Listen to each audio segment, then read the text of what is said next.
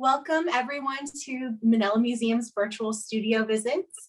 This is Katherine Page. I'm here with Mär Martinez. And today we are going to do, I think this is our 5th studio visit during the 2020-2021 COVID and quarantine times. We received a wonderful grant from the Bridge Ahead initiative to do these, to bring these artists to our community and to the museum. And I would love to introduce Mär Martinez to everyone. Mär, welcome. Hey, thank you so much, Katherine. First of all, I want to say thank you to the Mennello Museum and then also to the Bridge Ahead initiative for making this possible. And welcome to my studio. Yes, and thank you so much for having us. So as we get going, how would you describe your artistic process, the kind of themes that you're interested in? How do we get to know you as an artist? Well, I would consider myself interdisciplinary with a specialization in sculptural painting. My work dissects dominance, aggression, and power dynamics through the lens of a culturally enforced binary system. And it explores the power dynamics that are structurally enforced that breed dominance, aggression, based on gender, ethnicity, and sexual identity within our society. So I believe that the culturally enforced binary system of gender constrains self-expression and exacerbates violence. I would consider myself interdisciplinary, but I do specialize in sculptural painting. So most of my work, it uses the human and animal forms and figuration to convey these ideas. Wonderful. Well, thank you. So those are a lot of really great, really in-depth descriptors of your work and what you're doing. So the parts that really stick out to me in your work are those power dynamics that you're exploring. So is it often, and you say gender binaries often, so is it often male, female? Are there anywhere along the gender identity spectrum? How does your work figure into that? So I believe gender is a spectrum, but for the sake of simplicity, I explore the polarized binary, which is often enforced. Like you look at Ken dolls, Barbie dolls, etc. There's very rigid gender roles, not only in American culture, but also in Middle Eastern culture. My family is Syrian, and there's very, very rigid gender roles that are reflected all around the world, but especially in Arabic society. And I originally started exploring the idea of a binary system, also through the lens of language. So in Arabic, there's a word that's habibti, and it's the diminutive and feminized form of the word habibi, which means essentially like my beloved or like my darling. But when used contextually, it kind of diminishes it when it's in the female form. And I thought that that's like a really subtle way to enact power over somebody and make them smaller through the guise of affection. So that was kind of what started off my exploration. And since then I've moved a little bit away from just exploring Middle Eastern gender roles. And now I'm talking about power dynamics in a wider spectrum. So you're starting out with your personal experiences, what you've been living with, what you've seen. And now you're reaching out to also what you're experiencing as a broader American artist. Is that kind of what you're getting at? Yeah, and I mean, I always, when I'm depicting the figure, I often use my own body. They're not necessarily self-portraiture, but every artist draws from their own experience, and I experience the world in my body. So that's why I often resort to my own form and figure. But then I began to take steps away from the human figure, because when you see a person depicted, you immediately read it coded to your own experience about what are their gender features, what are their racial, how do they present themselves, what is the coding that the figure has. So I think that animals are a little bit more flexible to talk about these archetypal and enforcements of gender. So I think that it's, even though we do have coding for say rabbits, we think about those as being feminine and more diminutive, and then you see a predator animal, they're coded more with masculine features. So then there's a way to play around with that binary system without it being so rigidly locked into just my experience as an Arab American, because I try and use my experience as a lens to explore a broader idea. Wonderful. Yeah, it's not just the singular perception. And you use, like you just said, you used animals and the figure. And to me, they're like all wrestling. They're really fighting with these power dynamics, full bodied. Is there a piece that you want to show that you have nearby that you can show us? Yeah, Because actually, I'm sorry, go ahead. oh yeah, I was going to say, because your pieces are really stunning, and the detail is magical to be able to see in person. So we want to make sure everyone can see these, and we'll share your website too, along with the interview. Thank you so much. Yeah, I do actually have a piece, and that you mentioned the wrestling figures. So that is a part of my series called Foila Dew, which is French for like the madness of two. And it's a psychological phenomenon, but it can also, I used it in the term of like human relationships where there's like these figures are entwined and it can be used to be talk about love. So these figures are kind of like making an Ouroboros shape where they're stuck in this like wrestling form, and it's an eternal power struggle between the two. So, and then I originally started with figures, but then I moved towards dogs, which are such like a rich visual symbol. Like they can mean fidelity, they have aggressive undertones. But I made like two fighting pit bulls originally, but I wanted to step away from overt coatings of power to do something a little bit more nuanced. So, and introduce a little bit of what I find humorous in my work. So I made this like painting of chihuahuas, which I thought was kind of funny with the two of them fighting, but I don't know how well that registers on your end, but It's turning up really well. Yeah.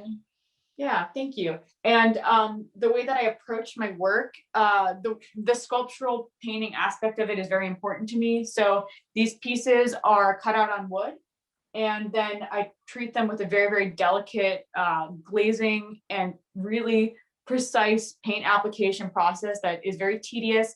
And I think it's a nice contrast to cutting these pieces out. So I've had a lot of people suggest to me that I should laser cut my work, which is very cool. Like I like it when people merge mediums and use technology to enhance their art practice. But for me, it's really important to physically cut these pieces out with a saw.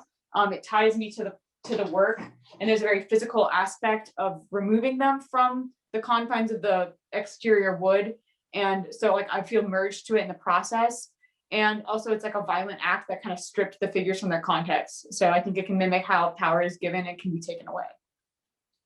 Very interesting. And I like, you and I were talking too about how you use that, the power in the form of the physical action of cutting, as being completely like almost binary opposite from your painting technique, the delicacy and the meditative. And of course you need to be super focused for your woodworking, but you can be very meditative with the painting. Yeah, it's definitely like an aggressive experience versus almost like a zen-like state where it's, trust me, it is infuriating sitting there. And I like, sometimes I hate every minute of it, but I also love the process of just slowly, it's almost like, I don't know, grooming a garden or something. It's very zen. So. So the texture and the animals, is that what calls you to the animals? Is it more so the behavior, the psychology of it, or is it the beauty and the movement of the fur and the hair?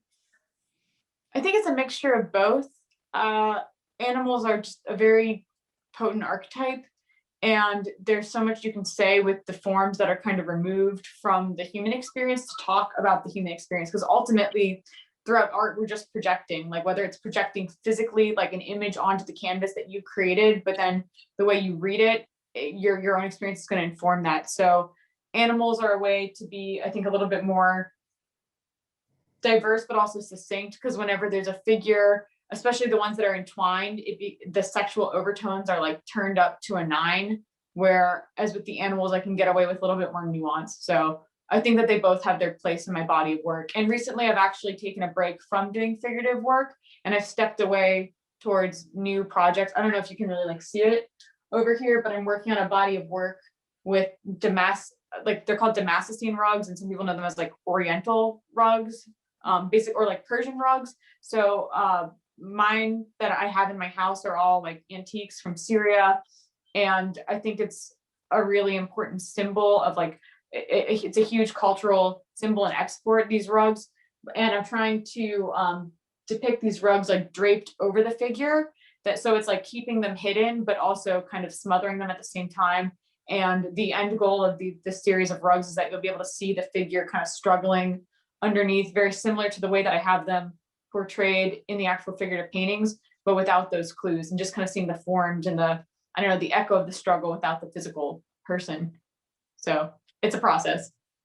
Oh, I think that's very very powerful. I think it puts you in line with a lot of artists who are looking at that and trying to, it's almost like an abstraction of the form by putting the rug over the human form, and then it's so metaphoric to the weight of it that you're putting on it, the antiquity, generations on your shoulders, essentially. It kind of feels like. Mm-hmm. Yeah. That's exactly it. Yeah, I'm honored to be able to have these things around me and touch me and see them, and they're such a potent reminder of my family and their experience. So you know, like culture adapts and changes, and being essentially an American, it's interesting to see how these like remnants from a past time are used today. So I don't know. And you get to carry them with you too. Yeah, I think about, I don't know if this is a complete myth, but you know how like Cleopatra was smuggled apparently into Egypt or whatever, wrapped in a rug. That's what I keep thinking about whenever I'm taking these reference photos. So modern day Cleopatra, I guess. That's a great way to think about it, and to see what's happening. And you know, just there's so much to the Oriental rug and to the East versus West, that binary system, Orientalism in general, that is still so potent and still important to talk about in art history and in the art making context to this day.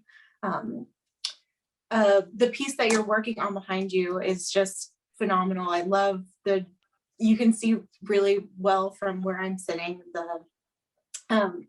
the depths of the colors that are coming through, and the bends on the piece. Yeah, thank you. It's a work in progress, but it's coming along. Yeah.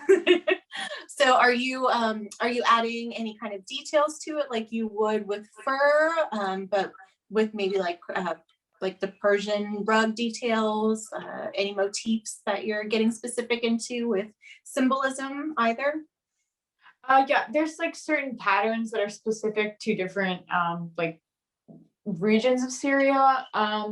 This is one of the first that I've made out of the series, so I'm kind of experimenting with the paint application. I've realized that even the way I paint skin differs from the way I paint the fur. So I'm figuring out a more direct way to paint with this, because I want the colors to be rich and luscious. And the figures I painted usually in oil, so I would use a glazing process that produces like a very like shiny, luminous like texture, and the way that like light hits oil, it refracts through the layers and then bounces back out, and that's why oil tends to glow. But acrylic paint, since it's like more plastic, it kind of hits it, so the shininess is not necessarily there. So I'm trying to figure out the correct way to produce like the final image I have in my head with this piece. So, but I will probably be going over it. Transition, huh? You're transitioning to acrylic then, is that right? Yeah, a lot of the animals I painted are in acrylic, but I tend to bounce back and forth between mediums. And like right now, I'm in a fight with painting, and I've started doing fibers. So I'm on rough terms with this piece right now, but it'll come together. But actually, like during the pandemic, I started like tufting and carpet making, which is confusing because I'm painting rugs, but then I'm also making rugs. So my friends are like, what are you talking about? No, I think they go hand in hand. It's, you know, it's a different medium for what you're expressing, for what you're thinking, for those ideas that you're considering, that you want to express and take to your audience. Yeah. So I think it's really interesting. Thank you. And it's really fun to try to do something new as well, and exercise like a different part of your brain, but in a creative sense. So I think that helps you avoid burnout. But I like what you said, taking it back for a second about the East versus West. That's kind of a concept I was thinking with these pieces. I wanted them to kind of feel pulled and stretched and contorted between the different cultures. So that was very perceptive. Well, I'm glad it comes across, and it's coming along beautiful. I love to see works in progress, and I'm excited to see more, and of course keep us up to date with it. We love to see your posts. Um, One thing I want to follow up with is how has COVID affected your practice? How has being indoors all the time forced you to change, evolve, and adapt? Oh man, I think it did a number on everybody. It it was like conflicting for me because even though there was a lot of struggle to the year, I also had a lot of like professional development happen that I was very excited about, and I was very fortunate to be able to go on a remote residency up in Pennsylvania and have basically a studio all by myself for a month, and just was so productive in that time, being away from everything else that I was around in my day to day, no distractions, and literally just being in a studio and just being at home by myself. So that was really good. But ever since I've been back, I've been exploring like different avenues. That's kind of why I put the animals series and the figurative series on hold to just try something new. I've also been reading a lot. Like I always read as a kid. I know everyone says like I used to read so much as a kid, but truly I did. My parents like raised me kind of without technology. Like I didn't have a phone until I was relatively old, and we didn't watch TV. So I was able to kind of reconnect with that.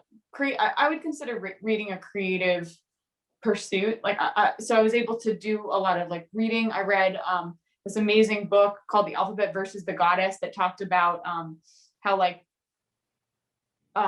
women were basically displaced in society with the rise of the alphabetic language, and it was absolutely fascinating. It's changed the way that I thought about my work as well as everybody else's, and I like cannot get that book out of my head. So I kind of also shifted into more of an administration gear. So I've spent a lot of time writing up proposals and ideas. Some artists, they're very direct with the way that they paint. I am not that way at all. Like I need to have a very solid concept typed out before even like dipping my toe in. And sometimes I hate that, but also it gives me like a very clear map of what I want to accomplish. So I think I spent a lot of time in my head, and it's helped me lay the groundwork for future projects I'm going to be working on this year. That's great. So an awesome incubation period for you. Yeah, definitely. As well as learning how to do fibers. That's been really cool. So I have a couple projects I'm working on that are not at a point where I want to show them just yet. They're kind of in their ugly stage, you know, like they're in middle school mentally, like hitting their puberty growth. Yeah. Experimentation and fun. That's what we were talking about. We were talking about that being one of the things that you were able to do with the pandemic, is to search for all these new experiences, to get outdoors and to work in all the different media.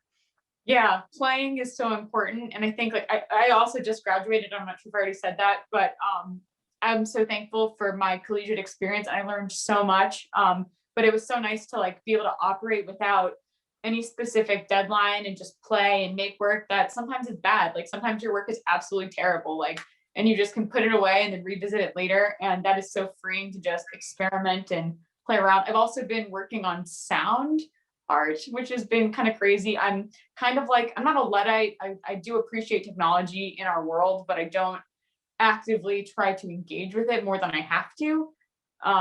So it was a little like odd to suddenly feel drawn to mess around with GarageBand. So those will be, if those, one of the pieces is actually at an installation right now called Collaborative Animals at the Ohio State University Gallery. So that was kind of cool, very validating.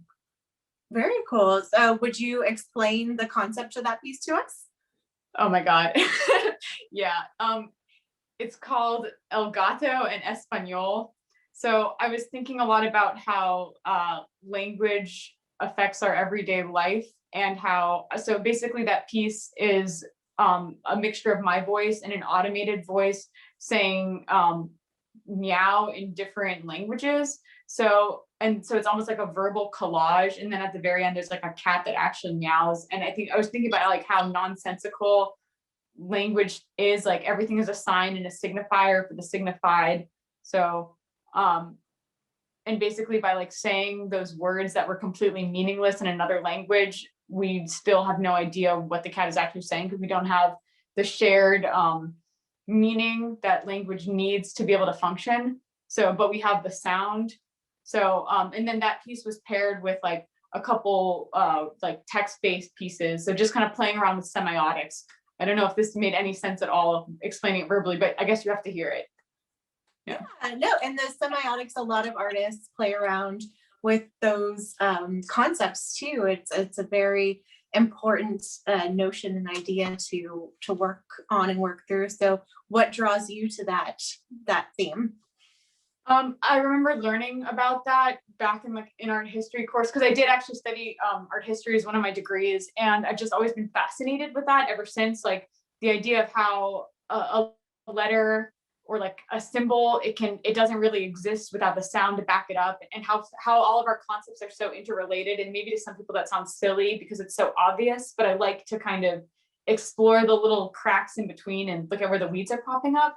And Laurie Anderson changed my life. I think that she was the person that made me realize like what art could be. I think my art history professor showed us to her back when I was like 16 in high school, and I went on this like deep dive through all of her work. And she also plays a lot with language, so that's something I can never get out of my head.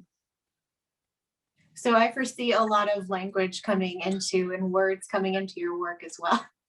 Absolutely. I mean, and words are power, and the way that we shape and define our world is so contingent upon both the written and spoken word. And everything is it's almost like language is like branding. The way that you communicate something, you can totally shape someone's perception. And I just think that's very powerful, especially paired with a nonverbal medium. And they say that like a picture can tell 1,000 words, but I mean, how are those words interpreted? I think it's really important to study that interconnectedness of art. Absolutely, and all the variations of things, of words that we can all interpret things as well. Yeah, it's a quagmire.